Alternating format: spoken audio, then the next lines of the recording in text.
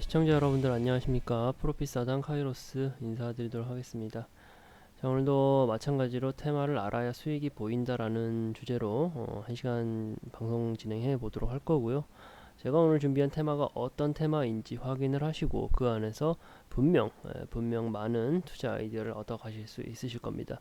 제가 이제 뒤에서 설명을 드리겠지만 왜 이 테마를 집중하고 있고 이 테마가 어떻게 앞으로는 우리의 계좌를 좀 배불려 줄 수 있을지에 대해서 설명을 해 드릴 테니까요. 짧은 시간입니다. 1시간이란 짧은 시간이니까 집중하셔서 방송 시청하시고 또 많은 도움 받아 가시는 여러 시청자분들이 되셨으면 좋겠습니다. 자, 일단 저 프로피스하단 카이로스가 가장 좋아하는 매매 방식, 이제는 뭐 제가 이렇게 아침 시간을 통해 가지고 여러 시청자분들과 만나 뵙는 시간이 꽤 됐다 보니까 프로피스하단 카이로스가 좋아하는 매매는 탑다운 방식의 매매이다, 탑다운 방식의 매매이다 라는 것을 알고 계시는 분들이 많이 있으실 거고요. 제가 이 프로피스하단 카이로스가 탑다운 방식의 매매를 좋아하더라 라는 것을 알고 같이 저희 뭐 노란톡방이라든가 같이 매매를 하셨던 분들 같은 경우는 왜 탑다운 방식을 그렇게나 강조를 하는지 분명히 아실 수 있으실 거예요. 왜? 내 계좌에 분명히 살을 찌우는 방법이었다라는 것을 모두 다 직접 체감했기 때문이죠. 그렇죠.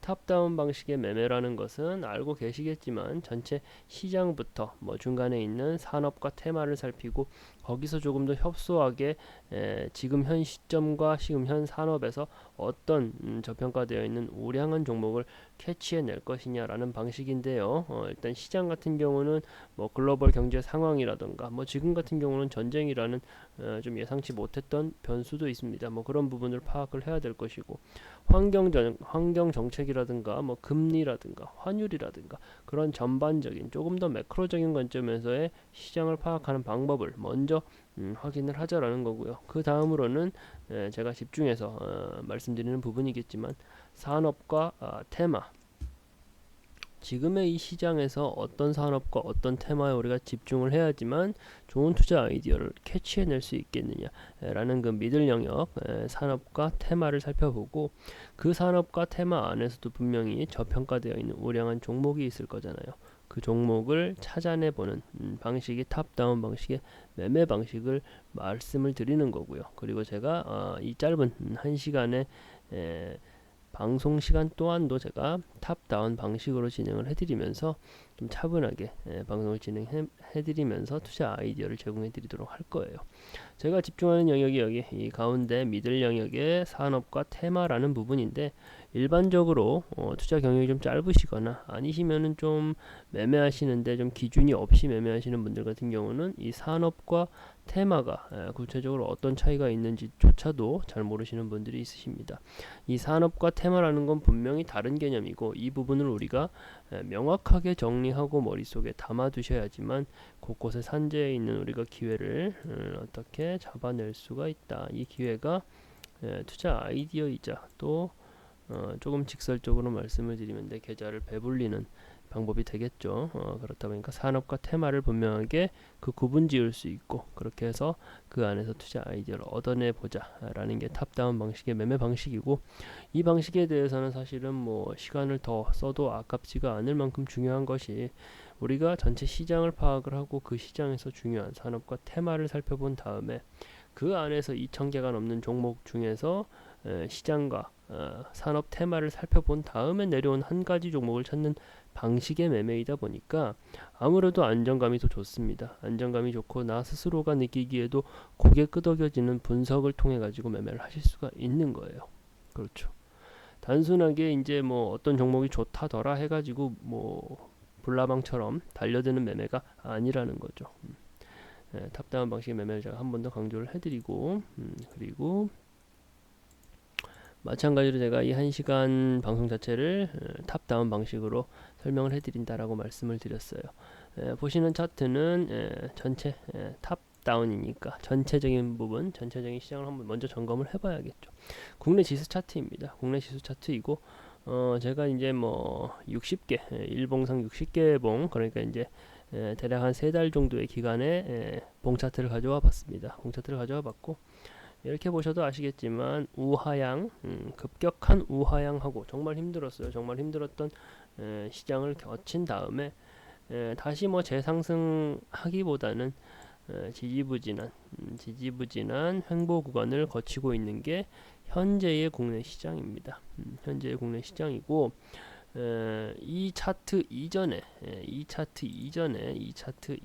나왔을 차트를 보시면은 3300포인트, 코스피 지수 기준으로 3300포인트까지 고점을 찍었던 것 대비해서 지금 대략 한 20% 이상의 하락을 했습니다. 말이 20% 하락이지 지수 포인트가 20% 정도 하락을 했다라는 것은 한마디로 곡소리나는, 특히나 개미들이 곡소리나는 시장이 지속적으로 이어져 왔다라는 것이고, 그렇게 어려운 시장을 지나서 지금은 지루한 횡보 구간이 이어지고 있는 상황이다라고 우리가 해석을 할 수가 있겠고요. 그리고 이제 수급 상황만 보아도 지속적으로 이제 하락장이 이어지는 동안에는 외인과 기관의 팔자세가 계속적으로 이어졌습니다. 계속적으로 이어졌고, 사실상 현재도 그렇게 이제 뭐 수급적으로 아주 그렇게 우호적이고 우리가 긍정적으로 해석할 만한 시그널은 많이 나오지 않았다라는 게 현 시장에 대한 팩트죠.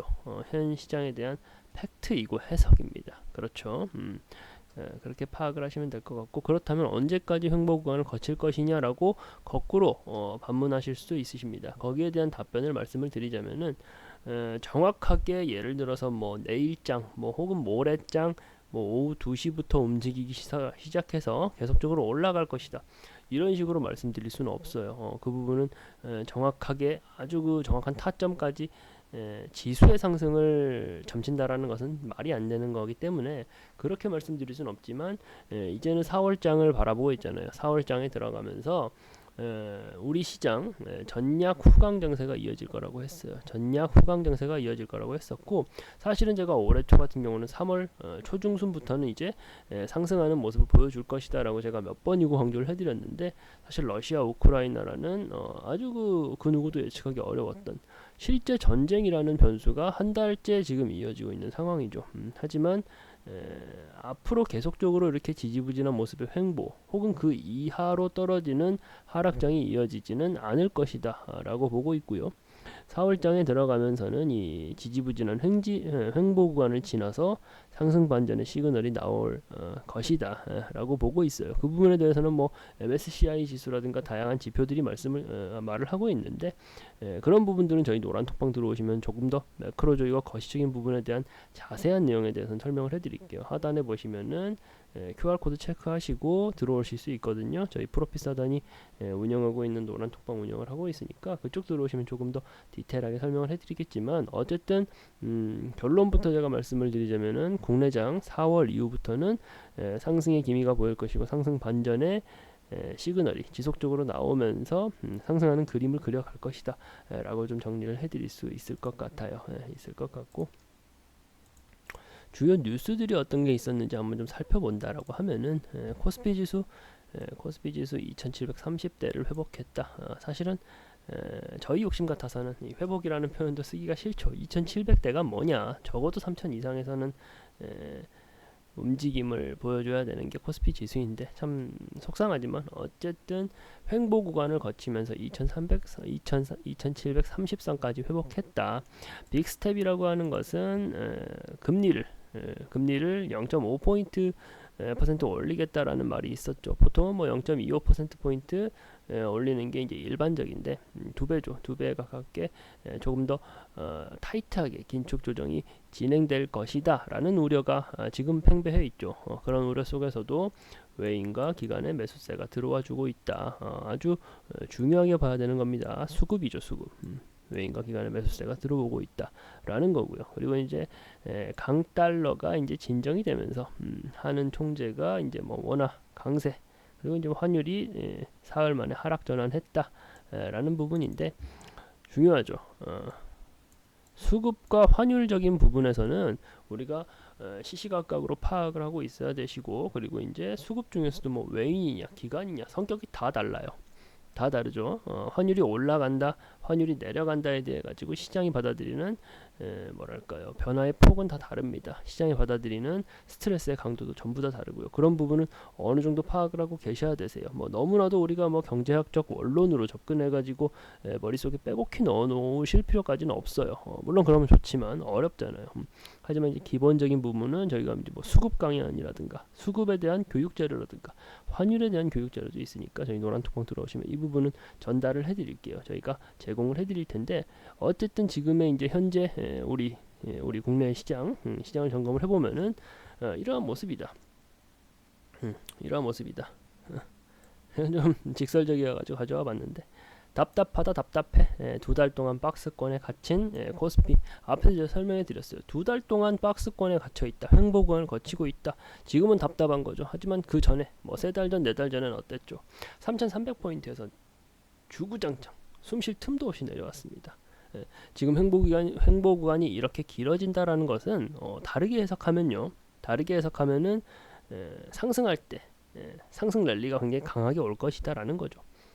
거꾸로 해석할 수도 있습니다. 횡보 구간이 길다라는 것은 상승이나 하락을 좀 크게 할 가능성이 높다라는 거예요. 왜냐하면 그 가격대에서 굉장한 공방이 길어졌다라는 거니까.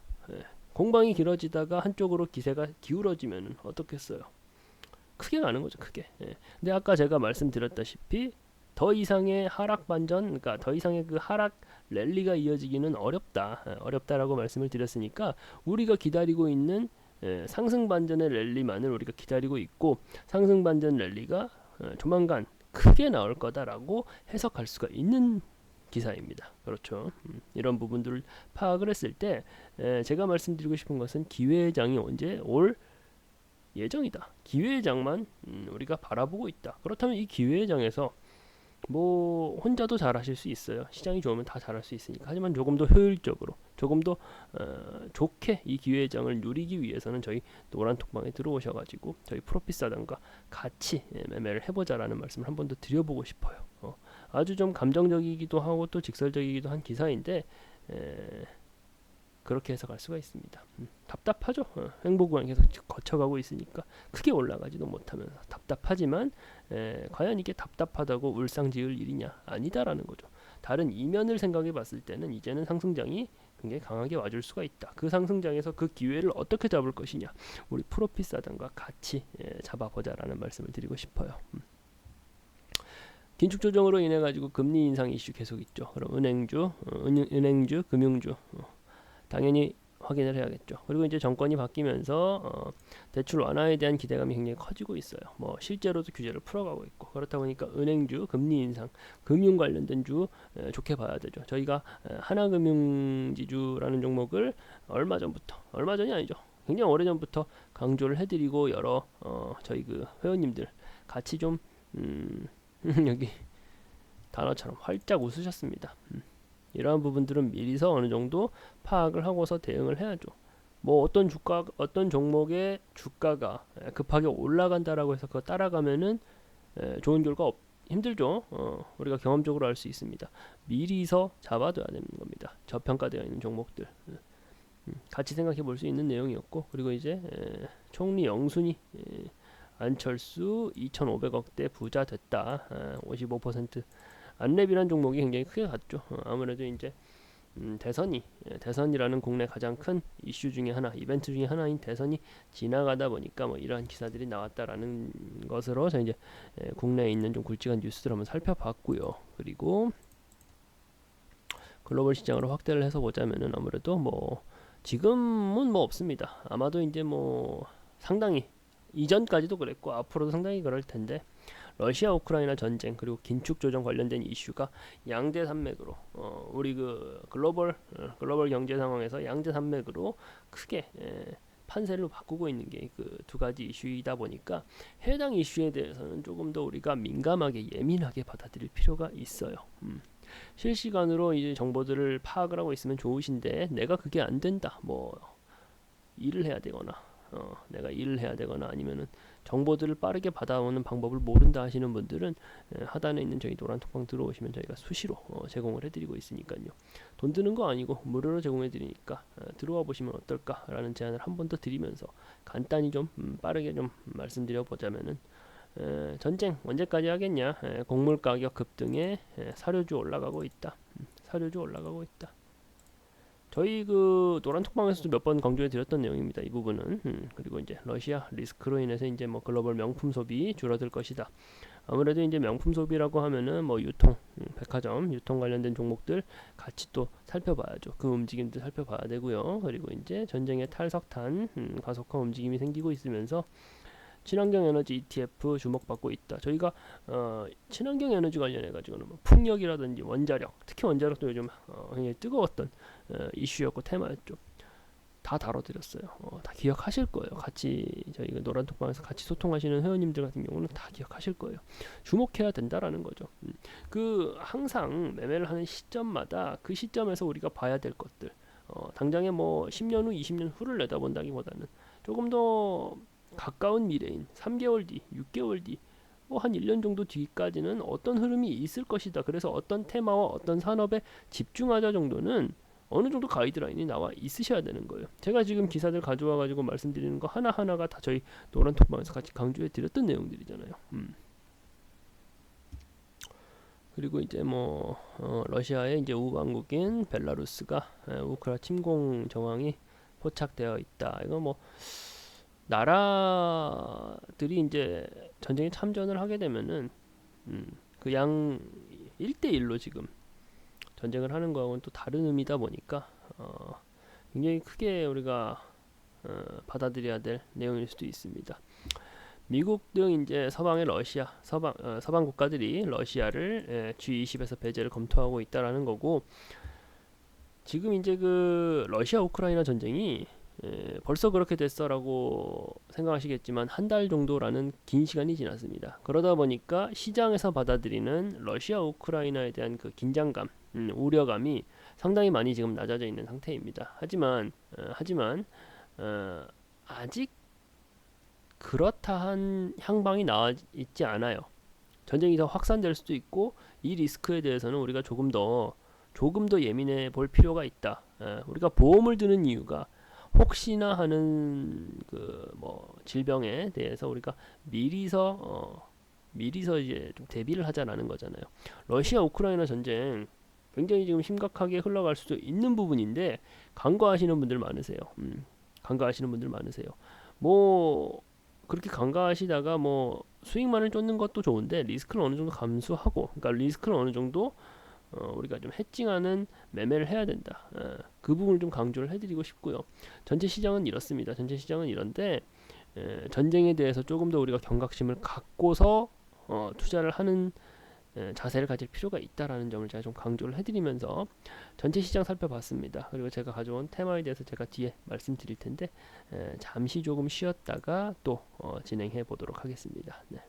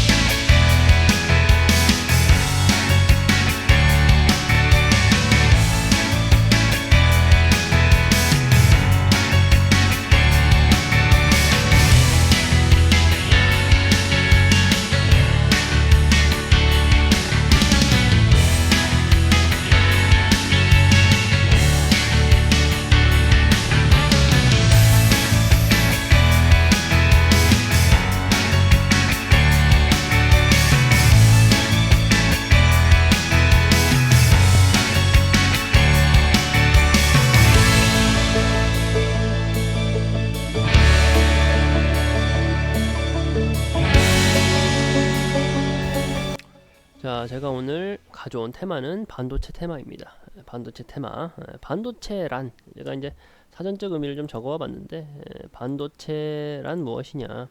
어떤 특별한 조건 하에만 전기가 통하는 물질로 필요에 따라 전류를 조절하는데 사용되는 것을 반도체라고 합니다. 이게 뭐 반도체 칩 모양이죠. 어려운 산업이다, 뭐 어려운 게 반도체다라고 생각하실 수 있는데 우리 일상에 정말 곳곳에 들어가 있는 게 반도체입니다. 사전적 의미를 말씀을 드렸는데 조금 더 이제 쉽게 풀어서 제가 말씀을 드리자면은 반도체, 도체라는 게 전기가 통하는 물체를 도체라고 합니다. 그리고 전기가 통하지 않는 것을 부도체라고 해요. 전기가 통하는 게 도체, 전기가 통하지 않는 게 부도체. 도체의 좀 대표적인 예로 들자면은 뭐 금속들, 뭐 금 같은 금속들이 도체에 해당하고, 부도체에 해당하는 것은 뭐 나무, 전기 안 통하죠. 그러니까 도체와 부도체 사이에, 도체와 부도체 사이에 전기가 통해야 될 땐 통해야 되고, 통하지 않아야 될 땐 통하지 않을 수 있게끔 어떤 특별한 조건에서만 전기가 통하는 물질이 반도체다라고 이해하시면 쉬울 거예요. 우리가 반도체라는 단어를 모르시는 분들은 없는데, 이렇게 사전적인 의미와 그리고 좀 쉽게 이해하실 수 있는 분들이 좀 없으세요. 이 단어에 대해서, 반도체라는 단어에 대해서. 제가 설명드린 그대로니까 조금 더 이해가 오실 거예요. 아, 반도체가 그런 의미구나. 그럼 이 반도체가 왜 중요하냐? 반도체가 왜 중요하냐? 반도체는 산업의 쌀이라고도 부릅니다. 산업의 쌀. 쌀은 우리의 주식이죠. 지금의 3차 산업혁명기, 그리고 앞으로 뭐 4차, 5차 산업혁명기가 되면 될수록 더 산업의 차원이 고도화될수록 반도체라는 것은 필수입니다. 어디에도 들어가요. 어디에도 들어가는 게 반도체다 보니까 굉장히 포괄적이고, 지금의 산업을 주도하는, 우리나라 같은 경우도 반도체 산업이 국가 경제를 주도하고 있잖아요. 그만큼 반도체라는 게 굉장히 중요하다. 굉장히 중요하다. 구체적으로 예를 들어 보자면은 뭐 블록체인이라 그래가지고 뭐 국내뿐만 아니라 세계적으로 굉장히 핫한 기술 중에 하나가 블록체인이죠. 그 블록체인 기술도, 그 블록체인 영역도 반도체 산업과 무관하지 않습니다. 그렇죠.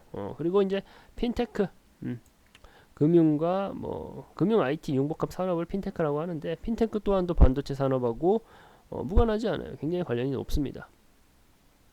그리고 자율주행, 2차 전지, 뭐 자율주행, 자동차 또한도 반도체와 무관하지 않고요. 지금은 뭐 하나의 큰 반도체다 라는 말까지 하죠. 자동차를 스마트카보다 더 진보된 형태의 자율주행차도 반도체 산업과 굉장히 밀접한 관계를 갖고, 5세대 정보통신인 5G 정보통신, 5G 통신 기술도 마찬가지로 반도체 산업하고 뗄래야 뗄 수 없는 관계입니다. 메타버스, 지금 정말 또 핫하죠. 메타버스. 제가 사실은 메타버스에 대해서도 바로 설명을 드릴 거예요. 메타버스, 메타와 유니버스 합성어로 앞으로는 이제 뭐 메타버스 혁명기가 올 것이다라고 하는데, 그 또한도 반도체하고 굉장히 밀접한 관계를 갖습니다. 지금 현대 사회를 이끌어가는 주요 산업들이 반도체와 얽혀있지 않은 산업이 단 하나도 없어요. 단 하나도. 그만큼 반도체라는 것이 중요하다. 반도체라는 게 중요하다라는 건 알지만 그 구조에 대해서도 모르시는 분들이 많으세요. 그렇죠. 반도체 산업이 어떻게 흘러가는지 그 부분 제가 설명을 드릴게요.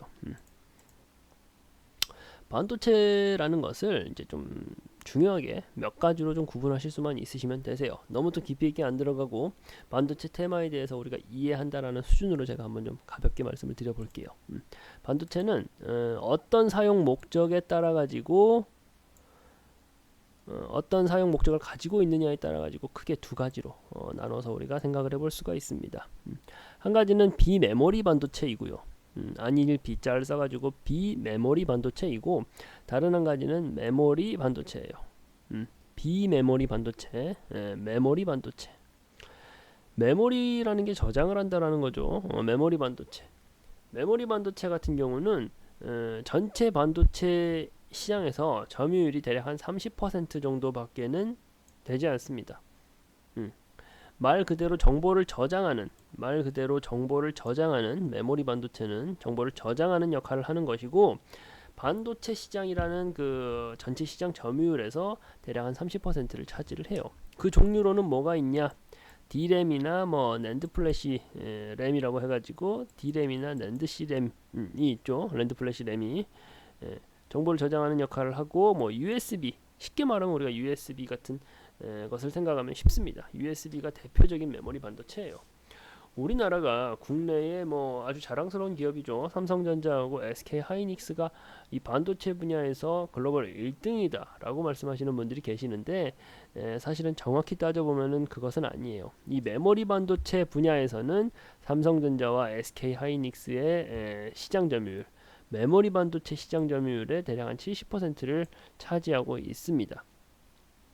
그러다 보니까 이제 메모리 반도체 분야에서 대한민국, 우리나라가 삼성전자와 SK 하이닉스가 글로벌 1등이다. 글로벌 점유율을 가장 많이 가지고 있다라고 하면은 맞지만 전체 반도체 시장에서 삼성전자하고 SK 하이닉스가 1등은 아니다라고 말씀드릴 수 있을 것 같아요.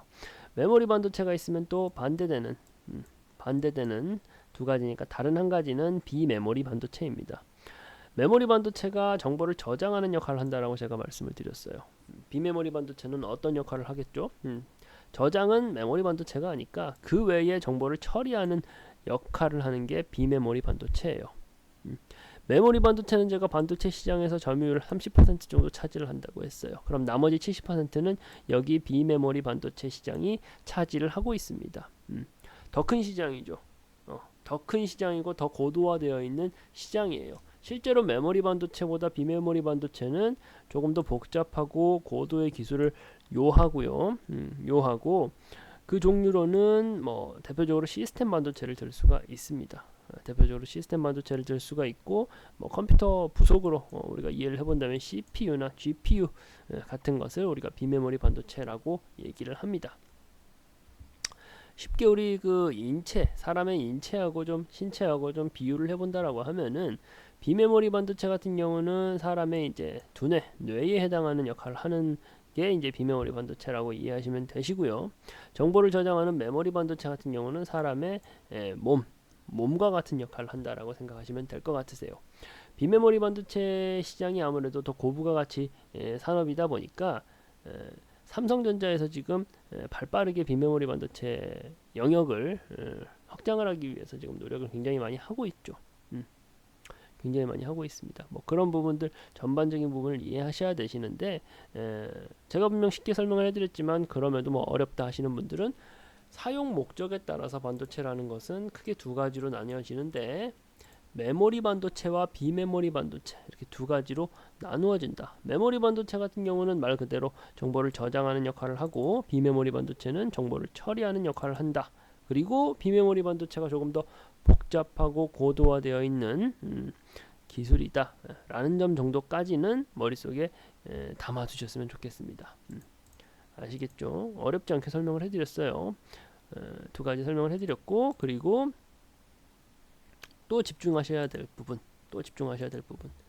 반도체 생산 분야 반도체 생산 분야 반도체라는 것은 이제 복잡한 고도의 기술이다 보니까 특히 비메모리 반도체 같은 경우는 예를 들어서 처음에 설계부터 생산과 판매 과정 전체 과정을 각각 분리해서 작업할 수가 밖에 없습니다. 예를 들면 뭐 OEM이나 ODM 얘기 들어보셨죠?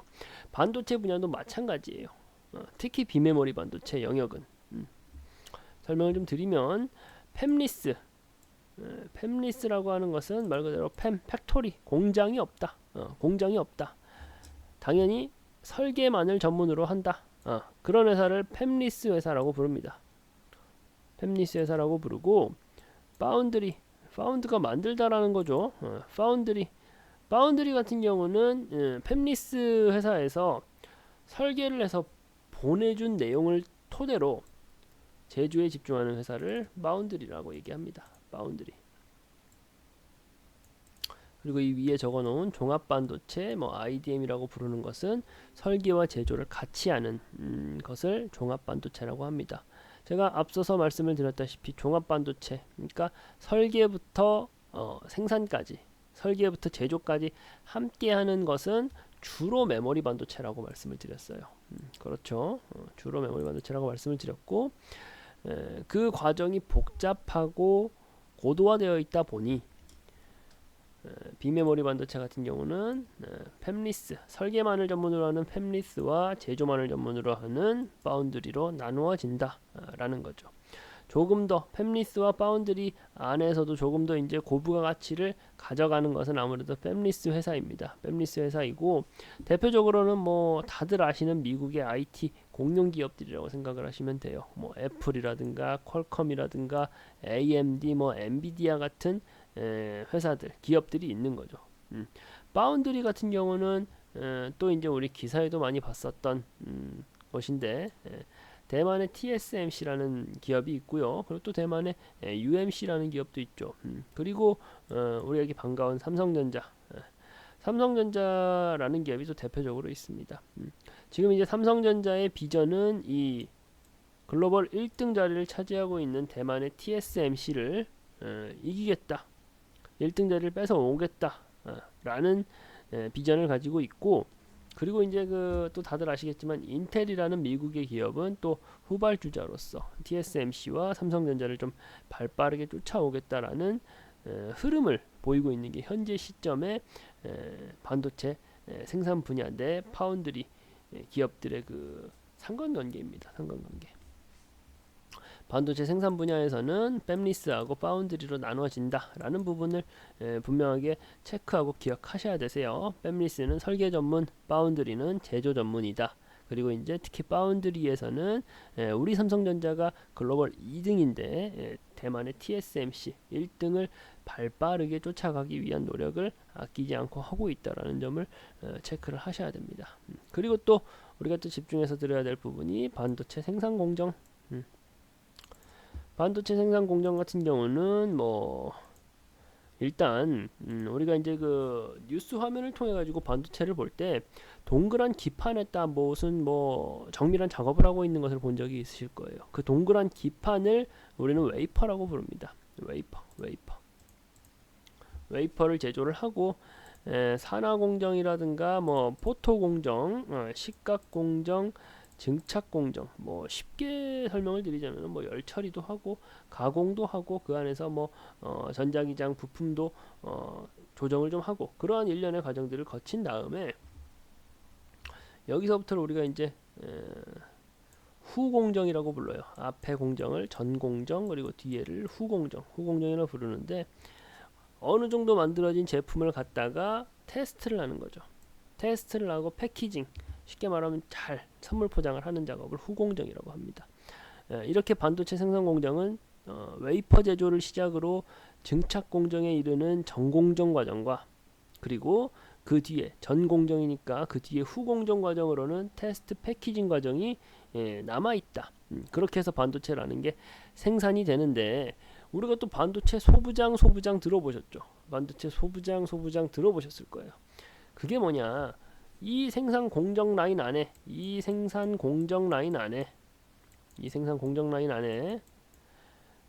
소부장, 소재, 부품, 장비, 반도체 생산 소재, 부품, 장비 회사를 우리가 반도체 소부장이라고 불러요. 그러니까 A라는 기업은 웨이퍼 제조 단계에서 일단 뭐 소재라든가 부품이라든가 장비를 제공하는 회사이고, B라는 기업은 뭐 후공정 과정의 테스트 과정에서 소재라든가 부품 장비를 제공하는 기업이다. 이렇게 이제 얘기를 하는 거고, 우리가 반도체 분야의 반도체 테마에 매매 투자를 한다라고 했을 때 삼성전자하고 SK 하이닉스만 투자하는 거 아니죠. 그 아래에 있는 반도체 생산 공정 라인 안에 있는 소부장 업체들을 우리는 일반적으로 매매를 많이 합니다. 그 이유가 아무래도 삼성전자 같은 경우는 시가총액 1위인 기업이죠. 무겁습니다, 움직임 자체가. 하지만 반도체 소부장 종목들은 조금은 가벼운, 그러니까 시세가 나올 때는 더 크게 나와줄 수 있는 종목들이 많이 있다 보니까 반도체 소부장 종목에 우리가 집중을 하는 거죠. 그리고 이제 과거에는 전공정 과정의 기업들이 조금 더 뭐랄까요, 시장의 그 주목을 받았다라고 한다면은 현재 시점에서는 후공정 과정에 있는 테스트 패키징 관련되어 있는 소부장 업체들이 굉장히 뜨겁게 각광을 받고 있는 상황입니다. 그렇다 보니까 저희가 이제 노란톡방 통해 가지고 말씀드렸던 뭐 하나마이크론이라든가 SFA 반도체 두 종목 어때요? 지금 굉장히 분위기가 좋잖아요.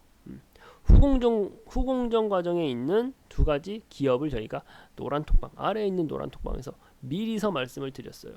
그리고 저희가 이제 반도체 테마에 대해서 말씀드릴 때 어떻게 말씀을 드렸어요? 지금 뭐 러시아 전쟁이라든가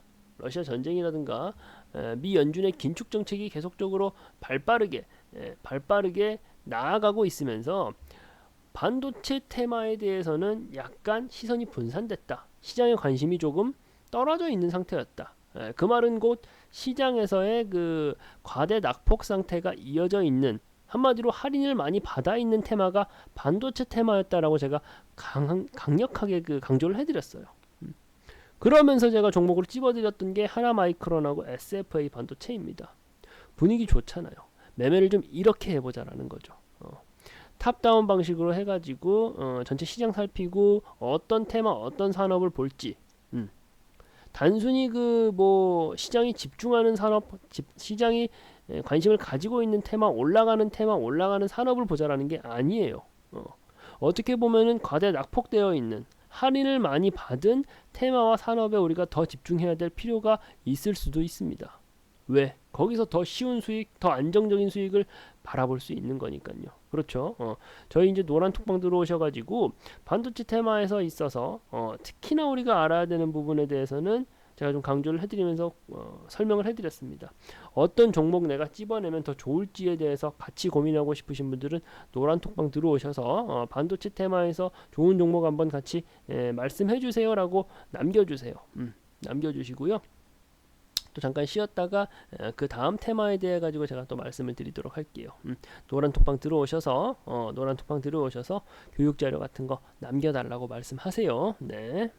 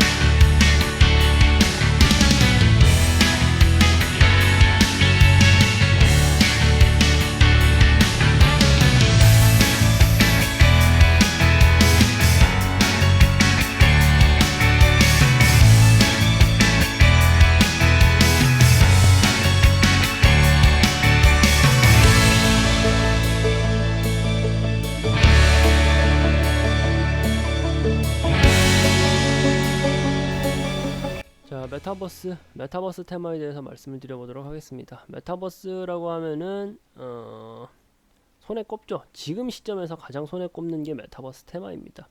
이전에 있었던 뭐 대선 시국에서도 메타버스 관련된 논의가 핵심 논의 대상으로 삼아질 정도로, 그리고 이제 이전 뭐 현 정부와 앞으로의 정부 모두가 메타버스 관련해 가지고는 예산을 크게 늘리고 있는 상황이죠. 그렇다 보니까 메타버스 테마에 대해서 우리가 어느 정도는 파악을 하고 있어야지만 여기서 투자 아이디어를 얻고 여기서 나옵니다.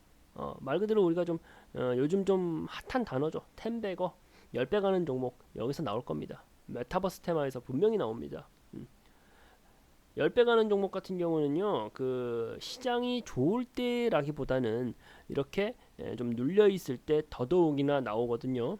그러다 보니까 이 메타버스 테마에 대해서 우리가 분명하게 집중하고 살펴볼 필요가 있다라는 점을 먼저 강조드리면서 말씀을 드릴게요. 메타버스에 대해 설명드리기 전에 일단 좀 뭐 혁신 생태계의 변화라고 제가 써왔는데 그 부분 먼저 좀 살펴볼게요. 인터넷 혁명기라 그래가지고 1990년도부터 2000년도까지를 인터넷 시대, 인터넷 혁명기라고 우리가 보통 얘기를 합니다. 1990년도부터 이제 2000년까지 나스닥 지수, 미국의 이제 대표적인 기술주 중심의 나스닥 지수가 990%나 상승을 했습니다. 제가 10배 종목 나온다고 했죠. 이때 당시 나스닥 지수는 990%를 상승을 했어요. 동일한 기간 코스닥 지수, 우리나라 코스닥 지수는 300%나 상승을 했습니다. 엄청나죠. 그렇다 보니까 인터넷 혁명기라고 부르는 거예요. 인터넷 혁명기라고 하는 게 이제 펼쳐지고 나서 시간하고 공간의 제약을 굉장히 극복을 해냈습니다. 이때 나타난 공룡 기업이 뭐냐? 네이버하고 카카오입니다. 네이버, 카카오 그 대단한 기업들이 1990년도 그렇게밖에 안 됐어. 얼마 안 됐어요. 얼마 안 됐습니다. 공룡 플랫폼이 이때부터 등장하기 시작을 합니다. 대표적인 기업으로는 네이버, 카카오. 모르시는 분 없죠. 뭐 특히 카카오, 노란톡 다들 하실 거고, 저도 이 노란 톡방 들어오셔서 같이 교육 자료 같은 것도 받아가라고도 제가 강조를 해드리고 있고, 이렇게 인터넷 혁명기를 지나서 그 다음으로 온 게 스마트 혁명입니다. 바로 오실 거예요. 스마트 혁명 무슨 말인지. 2010년도부터를 우리가 보통 스마트 혁명기라고 얘기를 하는데, 단어 그대로 스마트폰, 스마트폰의 보급과 LTE 4G 시대, 4세대 통신기술이죠. 4G 시대가 개막을 하면서 우리는 이때부터를 스마트 혁명기라고 얘기를 합니다. 통신 환경의 기술 진보를 이루어낸 게 스마트 혁명기인데, 뭐 예를 들면은 뭐 사물 인터넷이라고 하죠. 사물 인터넷, IoT라고 사물 인터넷이라고 하는데, 스마트 카, 뭐 스마트 팩토리, 그리고 뭐 스마트 홈, 스마트 시티가 전 영역, 우리가 살아가는 데 있어서 전 영역을 소프트웨어화 한 게 스마트 혁명기입니다. 구체적으로 말씀은 안 드려도 예를 들면은 뭐 이 시점에 전기전자 IT 업종에 관련되어 있는 종목들 엄청 큰 폭으로 상승을 많이 했던 거 다들 알고 계실 거예요. 스마트 혁명기까지 제가 설명을 드리고, 그 다음으로는 어떤 혁명기겠어요? 그 다음으로 제가 설명드릴 건 당연히 제가 지금 메타버스 테마를 설명드리고 있으니까 메타버스 혁명기겠죠. 메타버스 혁명기다. 앞서서 말씀드린 뭐 인터넷 혁명기 그리고 스마트 혁명기 어땠죠? 거기에 관련되어 있는 관련 종목들은 정말 쉬지 않고 상승하는 모습을 보여줬습니다. 지금 이제 2022년부터 제가 지금 이제 그 방송을 준비한 게 영상을 준비한 게 2022년도다 보니까 2022년도부터라고 말씀을 드렸지만 사실은 조금 더 이전이죠. 조금 더 이전인데, 앞으로 메타버스 혁명기는 말 그대로 그 단어 뜻 그대로 혁명처럼 다가올 겁니다. 혁명처럼 다가오면 어떤 변화가 생길까요? 혁명처럼 다가온다 더라 하고 끝나면 안 되죠. 여기서 우리는 투자 아이디어를 얻고 어떤 주식, 어떤 종목에 집중해야 될지를 발빠르게 선별해낼 수 있어야 됩니다. 메타버스 테마를 제가 가져온 이유가 거기에 있어요. 메타버스라고 하는 것은 뭐 초월, 그 이상을 뜻하는 그리스어 메타와 세상 또는 우주를 뜻하는 유니버스의 합성어라고 합니다. 사전적인 의미가 현실과 가상 간의 경계가 없는 3차원의 가상 공간이에요. 이 안에서 제가 가져온 이미지대로 뭐 탁구 게임을 하기도 하고요, 골프를 치기도 하고, 탁구 게임을 하기도 하고, 골프를 치기도 하고, 운동도 하고요.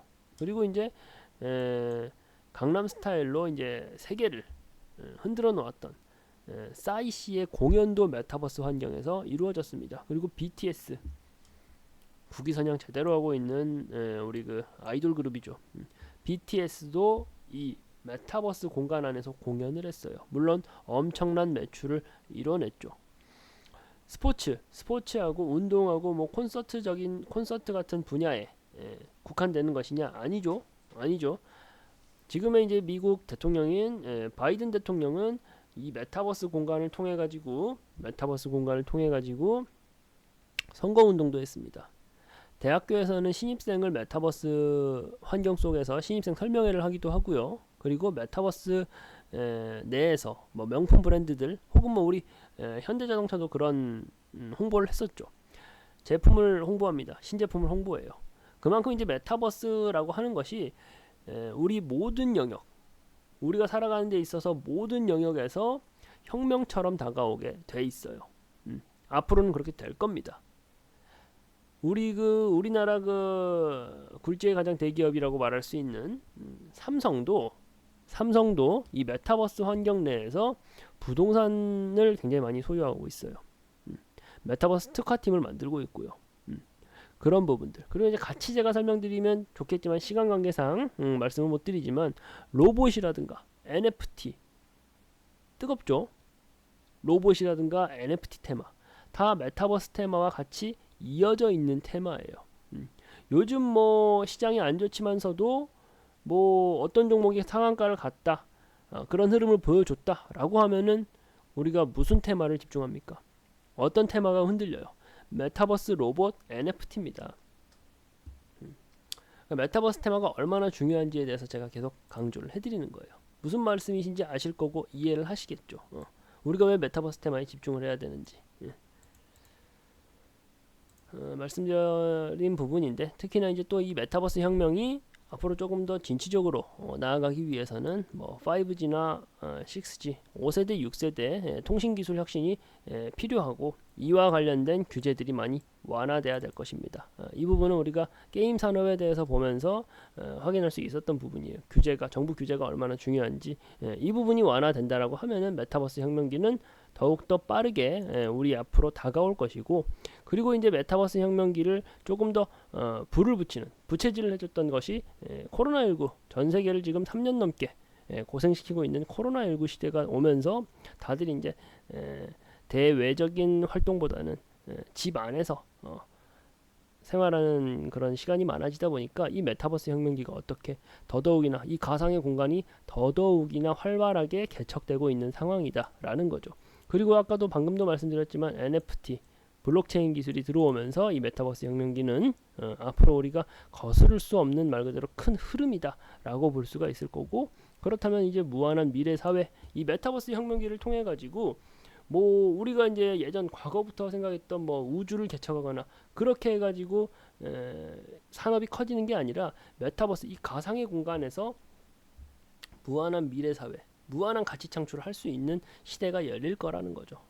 이 안에서 우리가 있는 어떤 성장 가치주, 어떤 저평가되어 있는 소부장 종목을 우리가 내 포트에 편입시킬 수 있느냐가 엄청나게 중요한 관건이 된다라는 겁니다. 무조건 담아 두셔야 되는 거예요. 선별을 하셔가지고. 뭐 실제로 뭐 모든 기업들이 달려들고 있어요. 페이스북이라는 기업은 삼성전자보다도 더 시가총액이 더 높은 기업이죠. 페이스북이라는 기업은 사명을 메타로 바꿨습니다. 사명을 메타로 바꿨어요. 네이버, 카카오도 덤벼들고 있고요. 네이버, 카카오도 덤벼들고 있고, 뭐 애플, 구글, 모든 기업들이 지금은 이 메타버스 환경으로 들어가고 있어요. 네이버하고 카카오가 어떻게 커졌죠? 일단은 사용자가 될 수 있는, 이 플랫폼 기업이라는 게 그렇습니다. 사용자가 될 수 있는 사람들을 최대한 본인의 플랫폼으로 유입을 시킨 다음에 그 후에 가치 창출할 수 있는 부분을 만들어내는 거예요. 그 작업을 지금 전 세계적인 큰 기업들, 대기업들이 이미 그 밑바탕 작업을 하고 있다는 겁니다. 메타버스 테마에 우리가 주목해야 되는 이유 중에 하나예요. 단순한 게임이고 단순한 허영이 아닙니다. 이 메타버스 테마 내에서 어떤 종목 우리가 주목해 봐야 되고 어떤 종목을 레포트에 담아둬야 되는지는 시간 관계상 저희 그 노란 톡방 아래에 있으시죠. 노란 톡방 들어오시면은 이 메타버스 테마에 대한 전반적인 내용에 대한 설명을 추가적으로 해드린 것은 물론이고, 이 메타버스 테마 내에서 어떤 저평가되어 있는 우리가 종목을, 어떤 저평가되어 있는 소부장을 내 포트에 편입시킬지도 같이 말씀을 드리도록 할게요. 1시간이라는 좀 긴 시간 같이 이제 방송 시청하시면서 많은 투자 아이디어 얻어가실 수 있는 여러 시청자분들이 되셨으면 좋겠고, 그리고 조금 부족한 부분, 그리고 조금 더 저희가 추가로 안내해 드릴 수 있는 부분에 대해서는 하단에 노란 톡방 들어오시라는 말씀을 드리면서 오늘 이제 방송 마치도록 하겠습니다. 네, 감사합니다.